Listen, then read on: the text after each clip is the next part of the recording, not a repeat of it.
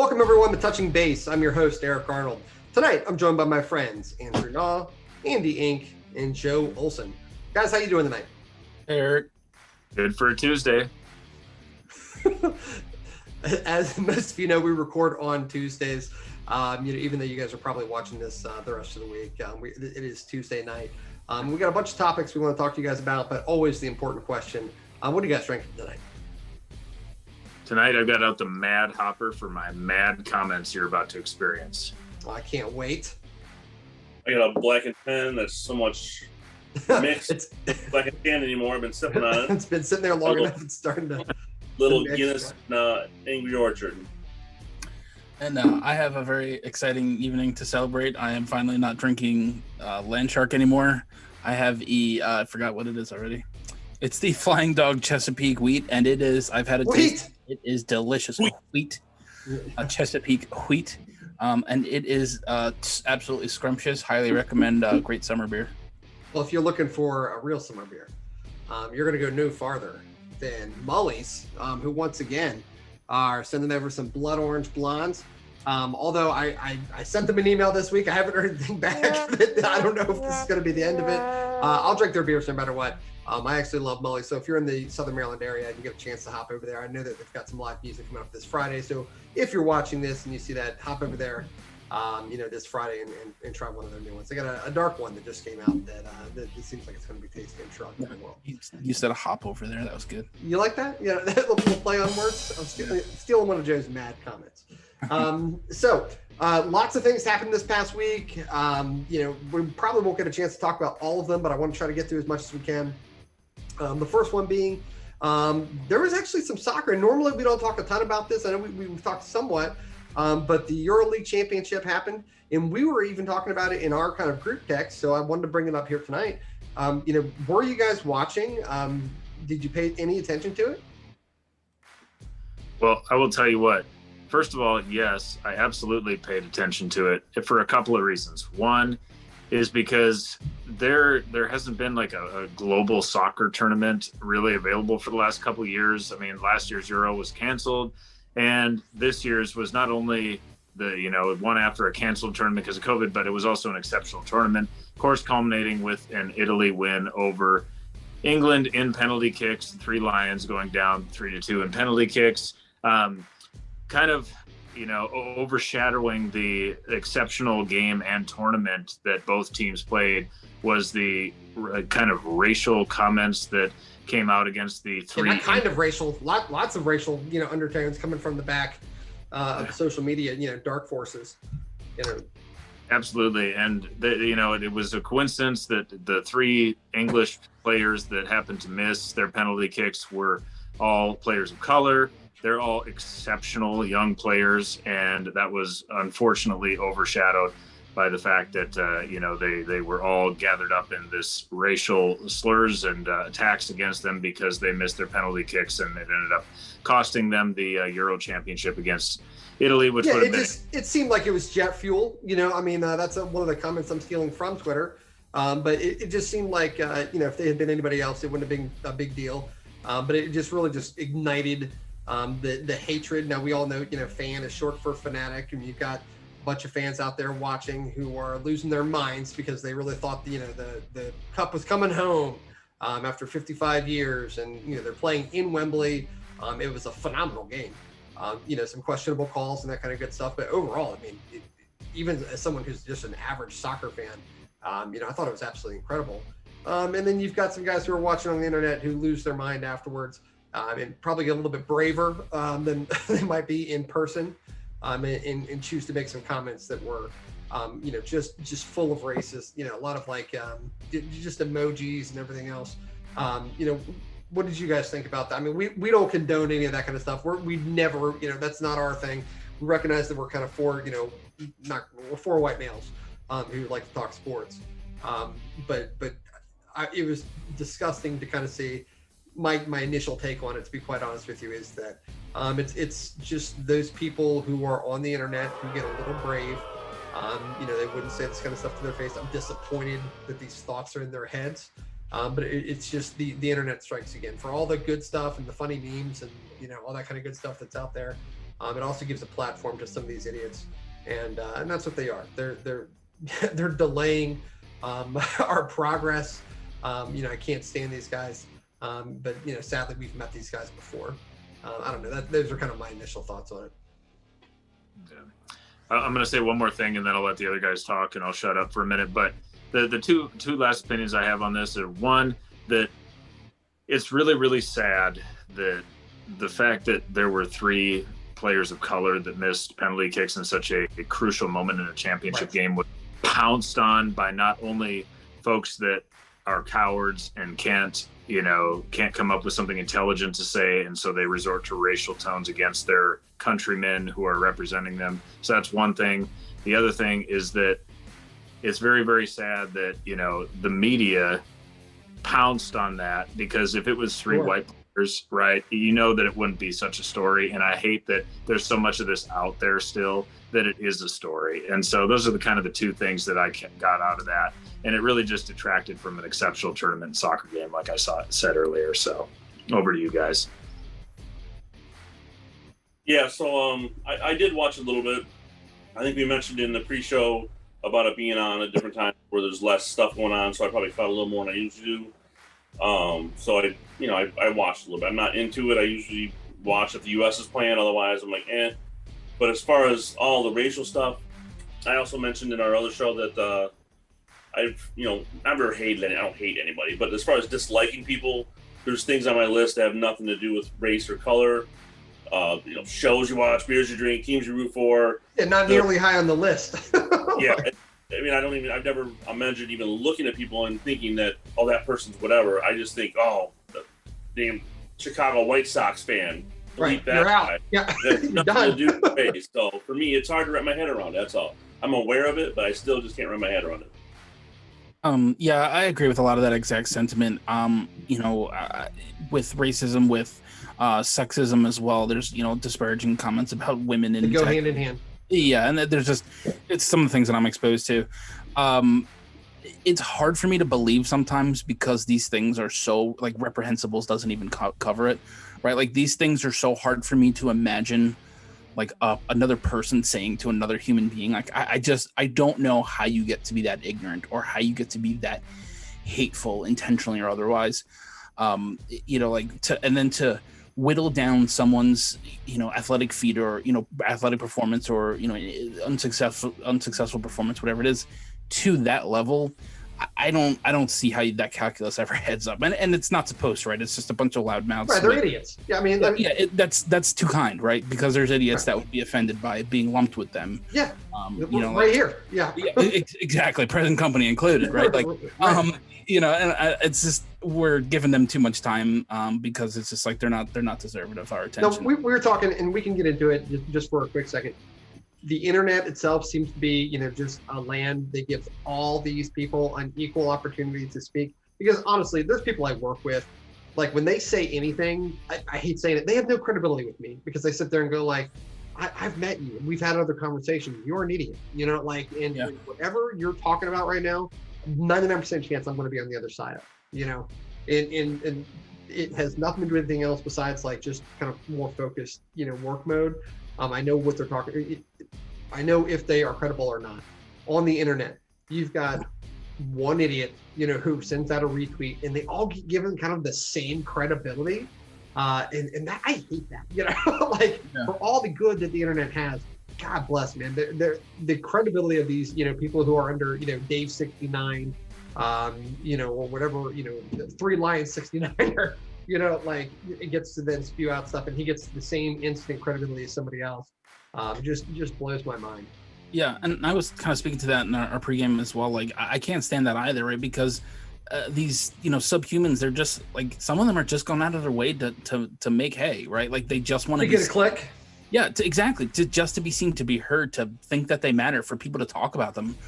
And you have kind of like well-meaning people that will go and call them out for being, paramecium or whatever, and that's all well and good, right? Like, we want to shout them down, but then their dopamine levels are going up because then they feel like a real fighter, we're stupid because we go and retweet and like, hey, look, this is the man, go and follow him, now you go and shout it, and then whomever it is, these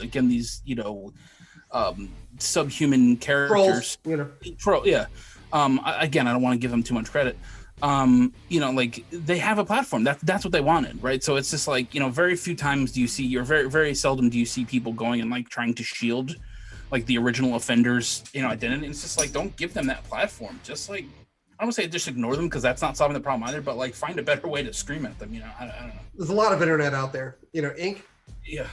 Oh yeah, the internet does, two basic things. It settles arguments among people who are drinking and have questions about trivia, which is awesome. It does. Because back in the day you could do that. Yeah.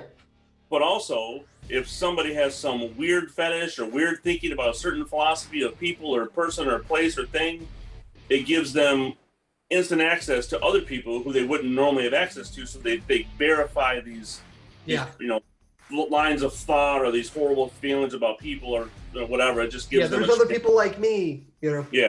When there's like 4 people, but you make it feel like there's so much more, because you would never met somebody without the internet that didn't like these soccer players so much necessarily, but it just crosses lines that makes it easier for them to kind of group together, so to speak. Yeah, it's sad. I mean, I don't know if it's going to be something that's going to be solved within our lifetime, but I can tell you from the time that I was a child till now, I do see progress. So I was glad to see, Prince William, who's kind of like the head of their soccer, association, or he's got some big title there, and all the people involved, are obviously condoning all these kinds of sayings and actions, and I hope that's true. I hope they go with it and continue that. But I guess we'll see. This is probably a topic that we can get much deeper into. But I do want to kind of we only get to see each other once a week. I want to get in some lighter notes, if you guys don't mind. One of them being Team USA basketball. We had a little bit of a scare before today, where they were able to kind of get a double-digit win. But they lost 2 games, which is, I know that sounds silly, but like that's unheard of. We're the USA. It's USA basketball. As much as soccer is associated with England, basketball is associated with the United States, and the expectation, in really anything besides a gold medal, is poor. I mean, they talk about our worst team in history a few years back with like AI, young LeBron and others. They came out with a bronze medal. That was just absolutely unheard of. They needed to revamp the system. Are you guys worried about Team USA basketball going into the Olympics? Yeah, I think it's if you think about the history of the USA basketball, especially since they allowed NBA players in, you go from the 92 with the Dream Team, or even 96, where you have these colossal players that are just running circles around these other teams, and the other teams have maybe one guy that could possibly be the 11th, 12th man on the NBA team. And now you have a team this year. I was just looking at the rosters before the show.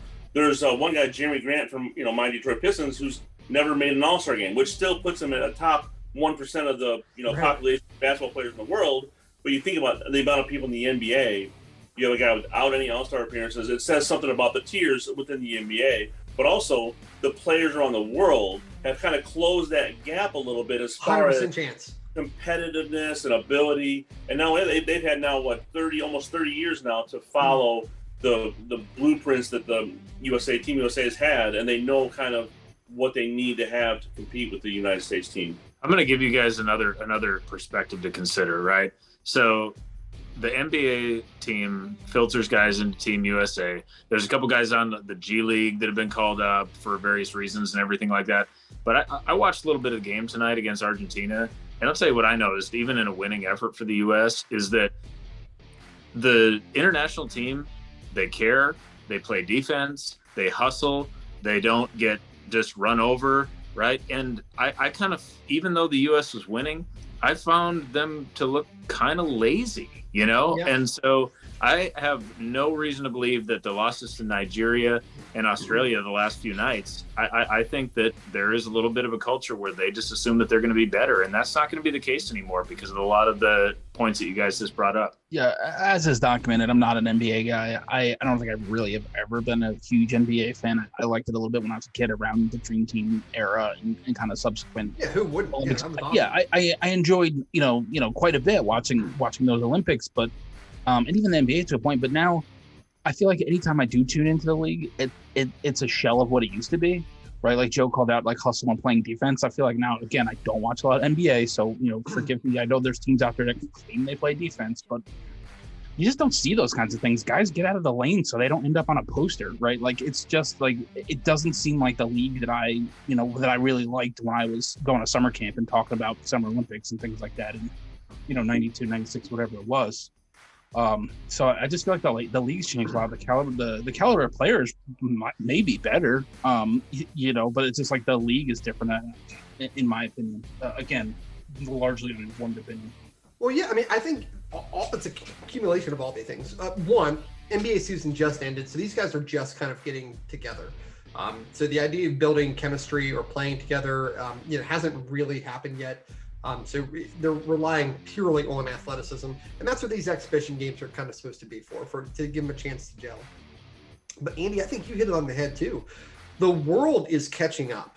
I still believe pound for pound, the United States is going to have significantly more athletes to choose from, because we could probably build another team, with a LeBron, with a AD, with a Steph Curry, that's completely lit. Now, all those guys are hurt, and so that's part of the reason why they're not playing. But also, they've already kind of done this game in really building a team. We could create several of them. But if you think about even some of the top superstars, Luka, Giannis, the kid in Denver, Jokic or whatever, these are all international guys, and these are all kind of like, they're able to supply now more and more. So this actually might be bad for Team USA, but it's probably good for the NBA, because there is just more of a global team. And Joe, you hit it on the head too. These guys do play with a little bit more fire. They have been playing together, most of these guys, for most of their lives. A lot of these guys have been picked up early, and started their kind of Team USA, run for years. And this is going to continue to develop and continue to happen. And the international game kind of supports more of it. The NBA has shifted more to that international game by being more of a distance shooting, and opening up down low. But I do worry. The expectations was to win by 20 in every single game that they played. These games are going to be much more competitive. Wait till they play Spain. Wait till they play, some of these more competitive teams have been playing together who have just as much talent. They just might not have the name recognition. I'm curious to see what happens. Andy, I saw you wave over. Yeah, I think a good analogy or a good visual is early on, like 92, 96, it would be like in March Madness being a 1 versus 16 seed. But now we're inching closer to kind of like those matchups of the 7-10, 8-9 matchups where we saw 16 win. It wasn't that long ago. We saw UMBC, win a game against Virginia. Exactly, but those underdog teams have less pressure to win, and they have just as much as ability to be able to overcome the Nigeria hit 23s. That's a good equalizer as well. That 3-point line helps, but the fact that they popped up, and they've got some guys. They had like 3 guys that played on the Heat or something like that. There's some talent out there. I believe that was the Nigerian team. But there's some real talent, and the discrepancy between the leagues, isn't that big of a difference anymore, especially, when we talk about chemistry. So I'm going to throw in like another kind of version of this where I think it's, you can tell me I'm wrong, and it's not that good of a comparison. I'd love to, but I want to hear it first. Well, yeah, get ready. Hockey. There's a lot of international play in hockey, right? And like, this is equivalent, and it's very similar, right? There's a lot of the geography, Eastern European nations that are kind of still building up their programs and getting bigger, and a lot of other European nations that are still kind of building up their programs. And that disparity is getting smaller. You have like the Scandinavian teams that are solid every year. Your Finlands, your Swedens, they're in medal rounds, or they're in semifinals, every international tournament essentially. But you still have your Canada, right? And like, this is similar to like Canada not placing, in 2 years in Beijing, with a medal in hockey. Which like you could talk about like the other nations kind of bringing up their talent level, but like Canada's like C or D team would probably beat 95% of the rest of the world, 3 games out of 5, right? So it's cool runnings, Yeah. those things are true. And I think I agree that there is, an increase in the talent level, an increase in the compete, with these programs getting built up across the world, South America, Europe, for basketball. But it's still like, at the end of the day, like this is the United States is the basketball superpower since the dawn of the ages. Like, get it together, kind of. Yeah, it's our game. You know, we created it. You know, Right. you know, we should be dominating this. But going back to the internet, people got the internet now, man. Like, it's easier to travel. People can start, you know, watching a few YouTube clips and mimicking in their backyard and start emulating kind of what they see. That's another thing for another conversation. But I fell across a couple of like basketball like pickup games on Instagram. You watching The Professor? Everybody's watching the basketball game like this, and I'm like, what? And like, I almost couldn't even tell. This is me being an old man yells at cloud, but like, there it is. I knew he'd be here this week. I couldn't even tell what I was watching, and it's like, you know, we got a guy doing some crossovers, and the guy takes a one miss, like his slips on the floor, and then we cut to the fans like lying on the floor because everybody's so embarrassed. It's like, that is more of a cultural thing. I think that's more of a United States thing. You know, we are very individualized. I'm not saying it's not, but it's so like. But I think that factors into this because, I mean, everything's individualized in the United States because, God forbid, everyone. If I go to McDonald's and I want a hamburger, I can order it 100 different ways because I can get it exactly the way that I prefer because that's the only right way. Well, that's because onions don't belong on stuff. So. But, we are gonna fight. Like, I don't know what it's gonna be. But ever since Blair Witch Project, amateur cinematography has just gone downhill. Yeah. What about podcasts? Because I know 4 idiots who get together and do a podcast once a week. Yeah, Eric does like some amateur cinematography. Yeah. Yeah. When I'm on set. Yeah. So sorry, I got to transition out of that conversation.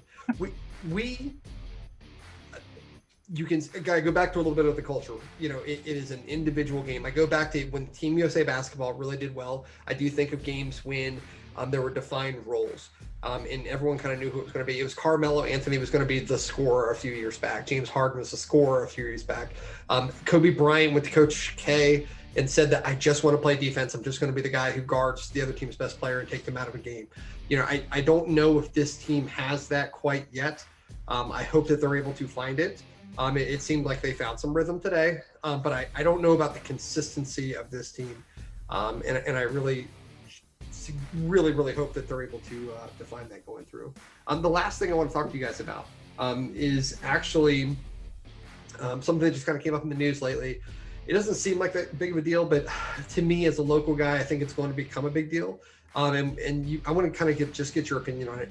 Washington football team has come out and said they're not going to come out with another name this season, but they will introduce a name or kind of make the official name, even if they keep it. They did say it's not going to be the Warriors, which was something that a lot of people were hoping for, but they're doing their research. They found out that's not going to be the name. There was too many, I guess, references. They want to get away from the Native American, culture. You know, they've already said, you know, it'd be kind of a bad luck if we went from one to another. They're getting rid of it. Is this being made too big of a deal of? Is it something we should just pick, or do you think this is a good thing that they're taking their time and trying to find the right thing? And if you want to, tell me, you know, what do you think is going to be the name? I think this is interesting. I think that it's better for them to take their time and get it right than to be, I agree. Like the Dan Snyder be hasty and get it wrong, like Chad Morton, Lavernius Coles, and all the other Jets they stole that year in free agency. Yeah, you're welcome. Yeah, I think, you know, we're past the point of, you know, is the former name offensive? We're past that. You know, there was the issue with the Warriors, right? And, you know, I think a lot of people, like the media included, were interested in them keeping the Washington football team, which, I don't know. In one sense, it's kind of like, it is a little interesting, and it kind of dabbles into that, like that football or soccer kind of, name convention where, you have to see this and it's sneaky good. I agree. I agree. Name, but I'd get over it. You know, yeah, I mean, yeah, I don't like it, but I know in the back of my head, it's actually a sneaky. Yeah. Supposedly some guy like sat on the trademark, so they can't even do that. Yeah. What's brilliant. Yeah. Absolutely brilliant. So, you know, like I where it goes, I'm not sure. I know one of the things that I'd seen kicked around back when it first kind of this conversation kicked off was the Red Tails, which I think is really cool. For me, is a good one, right? It's got like that same kind of fighter kind of, just kind of crap. It hits a lot of categories. Yeah, and it's like, again, talking about the demographics of the area and the history of the area and being next to the nation's capital. So bring it like this fighting, like this notorious, like something you can be proud of. Something that's different. Right? Yeah, I think it hits checks a lot of boxes for me. And I think it could be pretty cool. But it's take your time and get it right. Yeah, I mean, so I'm going to play the contrarian here just for a second. I wish that they would just pick a name. I mean, they're trying to not offend anybody and everything, but it's kind of the what do you want for dinner? What do you want? I don't care, just pick. Like, do you I don't care, just pick. I mean, I can appreciate the fact that they changed the name from Redskins and everything, and I understand the negative connotations with that history and everything like that. But you know what? They've obviously done just a ton of research by this point. Do they really need an entire another year to pick a name for their franchise? I mean, or is it just like we are literally trying to not offend one single person when we pick the name of this franchise going forward? So the longer they take, the more pressure it is. Absolutely. And whatever that name happens to be, the one sliver of society that's offended by is going to speak up and scream to high heaven. I guarantee it. Mark my words. Worst name ever. I hate this. They're going to find some racial connotation like Andy was talking about earlier, like on what the internet's good for. It's good for supporting my ideas. They're all going to have 100 clicks on it. Start some campaign. Yeah, absolutely. I got a couple ideas on this. I think they shouldn't have taken away the Redskins name without already having a name. Available. Like, don't take away the Redskins and this. Are we not going to address the fact your wife just popped on the screen? Are we not going to talk about this at all? I mean, yeah, like we're just going to ignore that. Like, I saw your pretty wife pop up on the screen. Congratulations, sir. We all get it. Okay? She's everywhere. Now, don't take away the name until you have a name picked. They should have just been like on Monday we're the Redskins, on Tuesday we're the whatevers. But I also think what an American thing to do is to try and put a middle finger to the entire soccer community to possibly have the Washington football team or Washington football club. Yeah, American football. Here's your American football. We're going to name our stuff after you just because we can. Because I also read they had some press coverage the other day where they called it the Washington Football Club. And that was Washington. So that's saying that they're not necessarily thinking about it, but it's a good workaround as far as the copyright issue. And I'm with Joe. I get why they took away the Redskins, but I just think they should have either done the research ahead of time and had a name picked, or just picked a name beside. They're not going to please everybody. I mean, the Washington Bullets was a team for a while. That's a whole nother connotation that is crazy. And we ended up with the Wizards because they picked so friggin' quickly. Like the Wizards. How many? It's one of the worst names in sports. I hate that name. Like, first of all, Jason Wright, who's ever since he's come on board, has done nothing but be a 100% class act.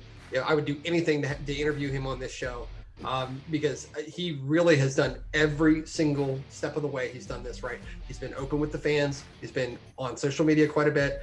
He seems genuine. He's very smart. He's done everything right. So the fact that he's saying that they're not ready to announce this, I'm going to 100% trust that guy because I know there's probably more going on behind the scenes, probably with copyright stuff, probably with making sure they can get enough fan approval, whatever the case may be. It's because they're nixing all of Dan Snyder's racist ideas. Yeah, probably. If we're being 100% honest. Also, just because I said that, there goes my chance of ever being in the Bears because we just got our NFL approval, so that's gone. That I just nixed, was pissing on Dan. It's over.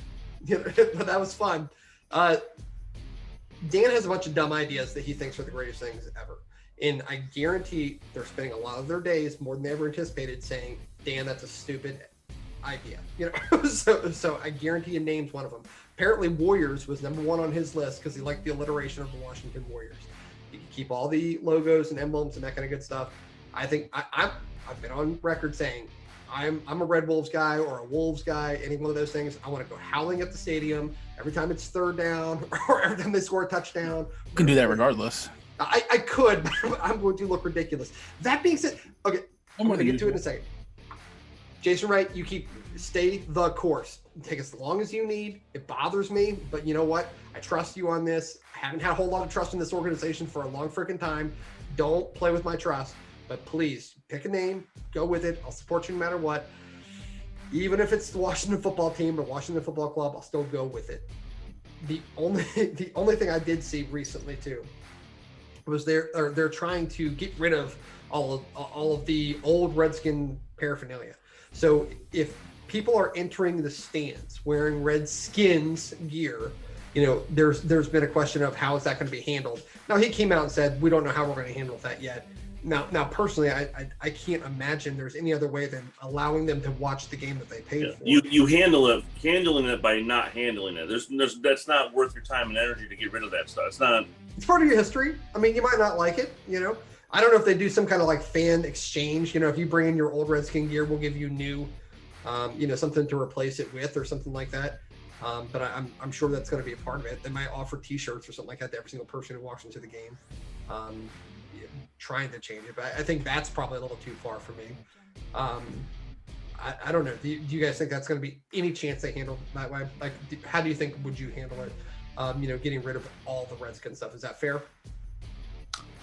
I don't know. We don't condone supporting symbols from the past that we don't agree with. I mean, what's the difference between supporting a Redskins symbol and a Confederate flag? I knew you were going to say it. You know what I mean? Like, I'm just going to say it. And I knew you were going to go that route. Yeah. We disagree with them for the same reasons. Just because one of them has been disagreed with for a little bit longer. What's the difference between the two? I mean, if you're going to, I think there's a little bit more. I mean, like, I might not be able to articulate the words on this, but that means that the Washington football team should be no longer. Just they quit years ago, they there is a difference. I don't know exactly how to say it. There is a difference between a Confederate flag and a Washington Redskins jersey. Joe Theismann's knees can't compare to the amount of people that were killed in the Revolutionary and Civil Wars. That's totally a different thing. Yeah, a football team entertaining athletically is different than years of hate. However many hundreds, thousands of traitors, I guess is the short word. Yeah, I mean, just trying to ignite a conversation here. You nailed it. I mean, you did a good job. I'm also in the back of my head. I'm like, I got a job to keep. So I don't want to I don't want to upset too many people. But like, there is. I mean, like, I don't care. I mean, like, I know for a fact there is a difference. It seems like you guys kind of hit it on the head. One's a little bit more lighter, probably because it's less, predominant. And one was kind of intended to be around, as a sporting event, as opposed to, keeping people suppressed. Gentlemen, we are getting close to the end of time, and by that I mean of our podcast. They're two different conversations. We're doing a Kyle Shanahan. We don't even know if we're going to be here next week, but if we are, I'd like to do it again with you guys. I appreciate you guys, meeting here, talking for the hour. As always, one of my favorite, moments of the week is getting together and talk with you guys. I'm going to raise up my glass, my sweet, sweet blood orange blonde. Raise it to you. Oh, that glass is empty. Good for you. Delicious. Yeah, delicious. All right, guys. Cheers to you guys. Have a great week. We'll do it again next week. Sounds good.